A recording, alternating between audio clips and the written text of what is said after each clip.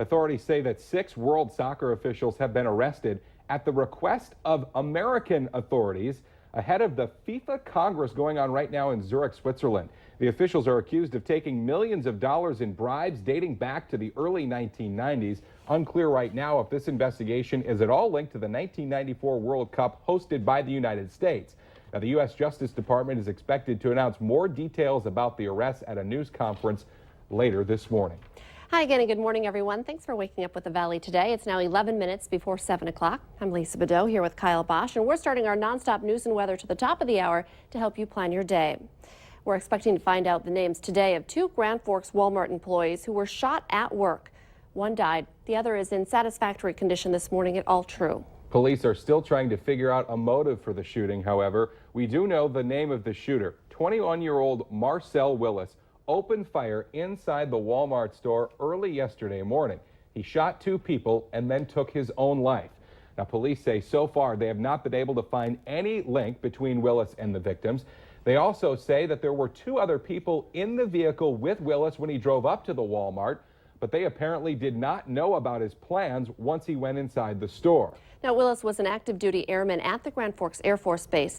One co-worker at the base tells Valley News Live that Willis was friendly and polite, but kept to himself, and that they recently went to a mandatory suicide prevention seminar together. Willis was from Tennessee. He was on the Robertson County school football team and graduated in 2012. School administrators called Willis a good kid. As for when the Walmart plans to reopen, in a statement, the company said it does not have an exact date set yet. Well, we are coming up on 6:51 on this Wednesday morning. Time to get a look at weather on the ones with meteorologist Mick Kerr. Thank you, Kyle and Lisa, and a beautiful day on the way with temperatures starting in the mid to upper 50s. We're going to the mid to upper 70s early this afternoon, all under a mostly sunny sky. And unlike yesterday, where we had a south-southeast breeze, we're going to have a north wind today, so the humidity will be less. It'll be more comfortable out there. Not that yesterday was sultry and oppressive by any means, but it was a little muggy. And we had that high, thin cirrus clouds that filtered the sunshine. Not so much today. A lot of sunshine, beautiful day, about 80 or so, and some pop-up thunderstorms in the east central part of North Dakota, either side of Highway 281, late afternoon, mostly in the evening and overnight. That's when things will track out of central North Dakota into northeast North Dakota and northwest Minnesota.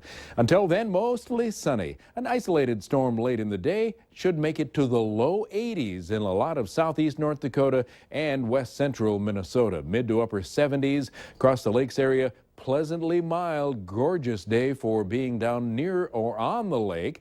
A mostly sunny, warm and dry day with hardly any wind for northwest Minnesota and west central Minnesota. So fishing day, it's a good idea. Sunshine, a few showers and storms, a golf day, a good idea. Except for the isolated thunderstorms late afternoon, probably more towards sunset in east central North Dakota, again along Highway 281 from the Canadian border all the way down into South Dakota. There's the rain that developed. It's moved over into Wisconsin. Nothing going on here or in all of Minnesota. Like yesterday morning, we had some storms there along I-90. We do have wind. I guess it's more than 10 miles an hour at the moment in Grand Forks, but most of today will be less than 10. And 57 right now there, 57 Thief River, Detroit Lakes, 57 Fergus at 52. There's that wind north-northwest about 14. Call it mostly to partly sunny and 57, and Fargo-Moorhead at 56. West-southwest wind at 3. Wind light and variable today. Let's get a traffic update now. Here's Al Ahmed. Good morning, Mick. Good morning, everyone. You nailed it. Beautiful morning out here this morning. Traffic seems to be flowing along pretty well. I'm on northbound Interstate 29 at this point, just approaching 12th Avenue North. A lot of traffic out here. A lot of traffic southbound this morning. Now, that's kind of unusual. Lots of folks headed south on Interstate 29. Interstate 94 is just plain busy. No two ways about that.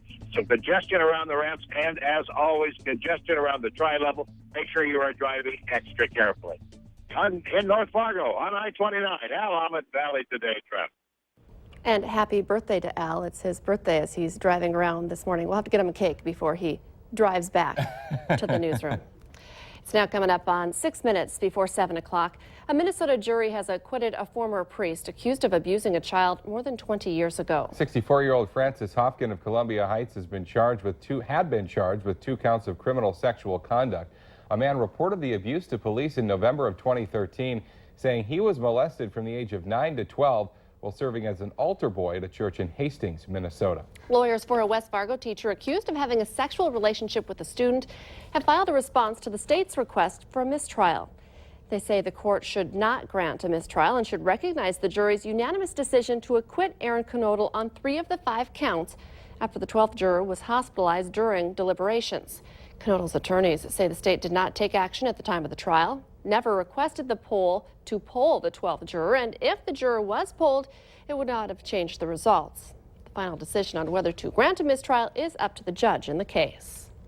A Warren, Minnesota man is dead after a head-on crash in Pennington County. Police say 29-year-old Jacob Kasperowitz was driving yesterday on County Road 64 when a pickup crossed over the center line.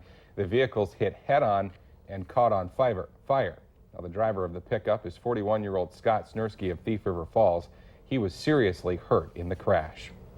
Minnesota Governor Mark Dayton and Republican House Speaker Kurt Daudt met privately yesterday to start talking about the coming special legislative session, but a deal on key budget bills remains elusive. Dayton must call lawmakers back to St. Paul to revisit the education, agriculture and environment, and jobs bills after he vetoed them last week. Lawmakers will have to agree to new versions of the budget bills by June 30th in order to avoid a partial government shutdown. A Fargo City Commissioner is looking to reduce property taxes for homeowners. Tony Gehrig wants to reduce the city's property tax levy by 20% next year. He says this is not a tax cut, but a reduction in the rate of growth and a way to help put more money in homeowners' bank accounts. I talked to one gentleman who owned his home for decades. He's been there for 40-some years. And he's saying he's paying now as much as he does in property taxes as he did for his first mortgage. That's substantial, and we need to understand that. We need to listen to the people of Fargo. The Fargo City Commission says it will continue to discuss the idea of reducing property taxes. There's some new road work in South Moorhead to watch out for. It's the $3 million construction project along Highway 75, also known as 8th Street. Yeah, drivers will encounter lane shifts between 40th and 50th Avenue South as crews work to widen that road. Speed limits in the area are down to 40 miles an hour, and the fine's up to $300 if you get busted going too fast in the work zone. The project goes into early September. All this month, we've been taking you to small towns all around the valley to show off some of the big home-cooked flavor they're serving up in great cafes and diners. The Valley Today's Christy Larson joins us live this morning from another great place, the Cornfield Cafe. And before we could see a full table of like everything on the menu. How did you do with taste testing just about everything on the menu? You know, guys, I'm not going to lie, I didn't eat all of that, but I have kept a few special items, especially the caramel roll. I've been digging into this morning, and it is delicious, along with those hash browns and hamburgers, everything. I'm just going to say everything was delicious, and we're now here with Jeff and Sue McCracken. Excuse me. I think I'm going to be in a food coma pretty soon with all the good stuff you guys have here. This is delicious. We enjoy coming here several times a week to enjoy the delicious food that is made for us. And I noticed that you did grab that Reuben. You said this is one of your favorites, but I'm sure people have a lot of favorites here. We do. Yes, we often come and either split a Reuben or have a Reuben. And Sue, you didn't mind waking up early to come and see us, did you, this morning? Oh, no, not for this. But I can truly say I've never had a Reuben for breakfast. But it's just been great to see everyone out here this morning. As you can see behind me, there's a whole group of people who came out this morning. And like we were talking about, although the address says Pelican Rapids, which is technically right, it's also in Dunvilla. It's been confusing, but no matter what, people need to stop by, shouldn't they, Jeff? Absolutely. It's a good place to come. Lots of friends. Lots of people, lots of friends. And again, it's going to be right located inside of that hardware store, too. So maybe I'll do some shopping afterwards. It's going to be great. And I give this one another 5-star review. I don't think I've given anyone a bad review yet, but, you know, Kyle, I have to for you. Oh, You give it a 5-star. You people. We say it's down the road from Pelican Rapids, down the road from Detroit Lakes, or I tell you guys it's just down the road from Barnesville. You get in a vehicle with Kyle, you're going to end up at the Cornfield Cafe whether you want to or not. You're always happy when you get there, but Yeah. Christy Larson reporting live for us this morning. Thank you, Christy. A Reuben for breakfast? Why not? Oh, that sounds delicious. It's good all the It time. came with hash browns. There you go. That's breakfast. Some Fargo folks are organizing a world record attempt for the most people in hammocks. It's happening Saturday at Fargo's Island Park. If you want to grab your hammock and join in, just get over there at 4 p.m. Organizers say there will be a small number available for people who don't have one of their own. Remember to stay updated on breaking news and weather alerts wherever you go. Sign up for our Valley News Live text alerts. Just go to valleynewslive.com and click the text alerts button for all the details. All right, let's get our answer now to our question of the morning on Facebook. Women are almost twice as likely as men to do this good deed. The answer, let someone cut in front of them in line.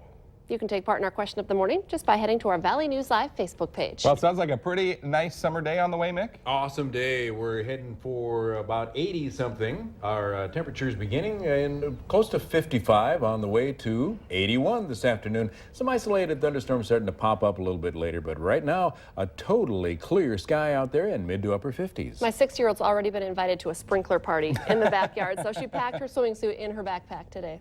Going to be a good day for It's that. going to be awesome. Thanks for waking up with the Valley today. More local news and weather in 25 minutes. Have a great Wednesday.